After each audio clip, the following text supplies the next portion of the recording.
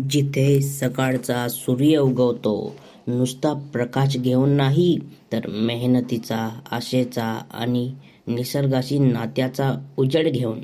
शेती ही फक्त भात, गहू, कांदे नाही, ही आहे एक कला जगण्याची, जिथे मातीतून अन्न उगवतं.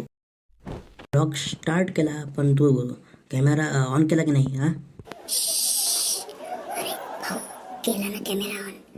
चुप बस. तू स्क्रिप्ट बोल मुकाटे नाही.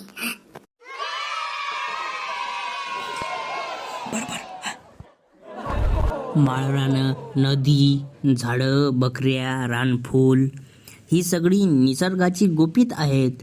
ज्यांच्याशी बोलायला शिकलात तर जगण्याची भाषा शिकता.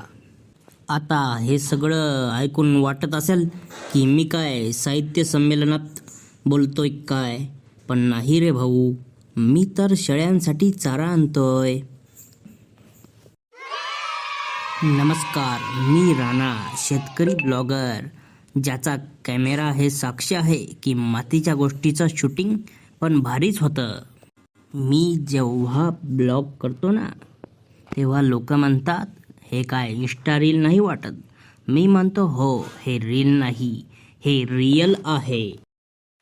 रानाचा ब्लॉग, जिथं मातीही बोलते आणि बकऱ्याही हसतात. चला मग सुरुवात करूया. बघा किती सुंदर पाठ. आणि मी राणा. आज मी माळ रानात जाऊन माझ्या बकऱ्यांसाठी चारा आणायला निघालोय. पण आज मी एकटाच नाहीये, माझ्यासोबत आहे हाच परशा, आमचा कॅमेरामॅन.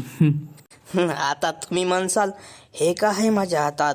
अहो, ही काती आहे चारा आणण्यासाठी. गावात सूर्य उगण्याआधी शेतामध्ये जायचं, हे आमच्या आजीचं शिक्षण. ती म्हणते माणूस झोपला, आळशी झाला की शेती मरते आणि शेळ्यांचा श्राप भेटते. म्हणून आम्ही निघालो बघा चारा आणायला.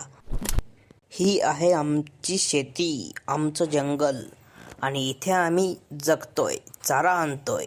ही आहे साऱ्या भारताची रिअल माती. रील नाही, रिअल लाईफ. राणा, जरा सावकाश जा बरं झाडावर.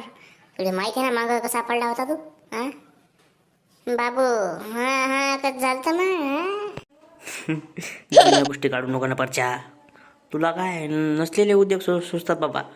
तर मी इकडे चारा तोडू की काय करू, की ब्लॉग सांभाळू? हा, चारा तर आणावाच लागतो पण बाबा परशा. मागे तर मोठी डांग्यासहित खाली पडलो होतो, तर जास्त चारा तोडायचं कामच पडलं नव्हतं मग. नाही का, जी डांग घेऊन पडलो होतो झाडाची, तीच आपण तोडून घरी आणली. जास्त मेहनत करायचं काम पडलं नाही मागच्या वारीने.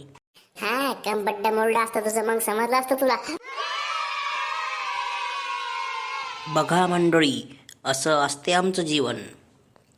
स्वतःच्या हाताने चारा आणतो, झाडावरून पडतो, रस्त्यावर पाय घसरतो, पण समाधान एवढंच, बकऱ्यांचं पोट भरतं आणि मन शांत राहतं.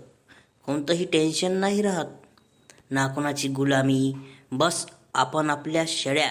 मेहनत रीलवर नाही, रिअलमध्ये जपली जाते.